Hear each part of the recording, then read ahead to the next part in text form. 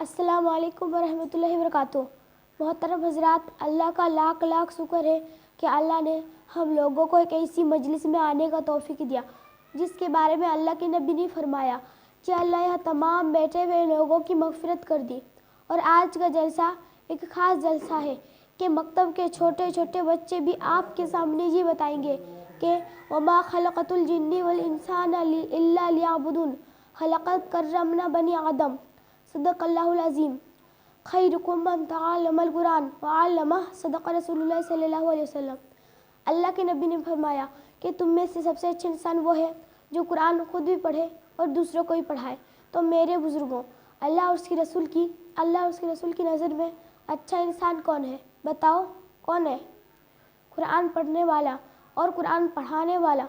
तो इस वक्त मेरी नज़र में उंडाबनिया में सबसे अच्छा इंसान वो है मौलाना सुल्तान साहब, इसलिए कि वह कुरान खुद पढ़ते हैं और आपके नन्हे नन्हे बच्चों को भी कुरान सिखाते हैं। अल्लाह और उसके रसूल और मेरी नज़र में तो वो अच्छे हैं, मगर आपकी निगाह में कैसे हैं वो आप जानो।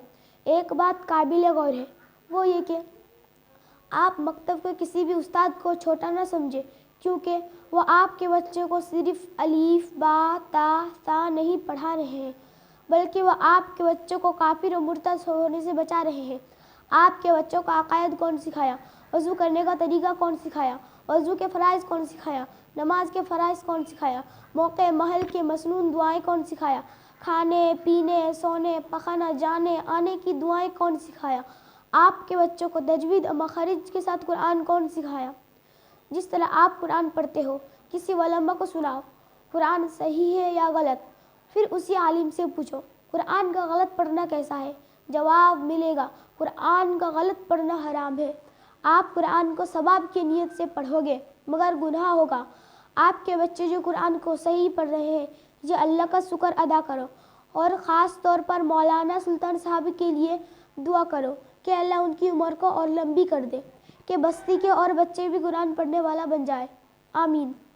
हफ्ता 10 दिन में किसी दिन मौके निकाल कर मकतब में जाओ, देखो कैसा पढ़ाते हैं और अपने बच्चों के बारे में पूछो कि मेरा बच्चा या बच्ची कैसे पढ़ रहे हैं। बच्चों को वक्त पर मकतब भेजो, बच्चों का ख्याल रखो बच्चा मकतब गया कि नहीं। जिस तरह एक दिन स्कूल ना जाने पर आप डांटते हो, इसी तरह मकतब के ना जाने पर भी डांटो। मेरी माँ बहनों, मैं आप लोगों को एक लॉजिक बता रही हूँ। बच्चा जिस दिन पैदा हुआ उसी दिन उसके कान में जो अजान दी गई ये अरबी में थी, और इंसान के मरते वक्त इसके सिराने जो सूरा यासीन पढ़ा जाता है यह भी अरबी में है। कब्र में सवाल जवाब अरबी में होगा, और आदमी अगर जन्नत में जाएगा तब भी अरबी की ज़रूरत है, और खुदा नाखास्ता दोज़ख में चला गया तब भी अरबी की ज़रूरत है। और आप जिस इल्म पर मेहनत कर रहे हो ये सिर्फ होश संभालने से लेकर मौत के पहले तक। तो मेरी माँ बहनों, जिस चीज़ की जितनी ज़रूरत होती है आपको उस चीज़ पर उतनी मेहनत करनी पड़ेगी। एक बात काबिल गौर है, आज जिन बच्चों के पीछे 300 रुपया खर्च कर रहे हो ये सदका जारिया है। इंशाअल्लाह अल्लाह की ज़ात से उम्मीद है ये 300 रुपया कल क़यामत में 300 करोड़ से भी ज़्यादा के बराबर फ़ायदा मालूम होगा। मेरी माँ बहनों, बच्चों को बर्बाद मत करो। कल क़यामत में यही बच्चे आपका कॉलर पकड़कर आपसे सवाल करेंगे, मुझे कुरान क्यों नहीं सिखाया, अल्लाह की पहचान क्यों नहीं कराया, नबी की सुन्नतों पर क्यों नहीं चलाया। मेरी माँ बहनों, अभी भी वक्त है, अपने कब्र का फ़िक्र करो और अपने बच्चों का भविष्य का ख्याल रखो, वरना यहाँ भी नाकाम और आखिरत में भी नाकाम। उस वक्त अफसोस करके कुछ नहीं होगा। अल्लाह करे कि मेरी बातें आप हजरात की समझ में आए और अल्लाह इस पर अमल करने की तौफीक अता फरमाए। आमीन सुम्मा आमीन।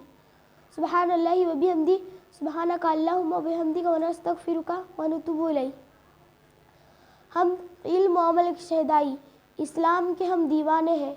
हम इल्म और अमल के शहदाई इस्लाम के हम दीवाने हैं। जो सम में हरम में जलती है उस सम में के हम परवाने हैं। अस्सलाम वालेकुम। आप हजरात की समात का शुक्रिया।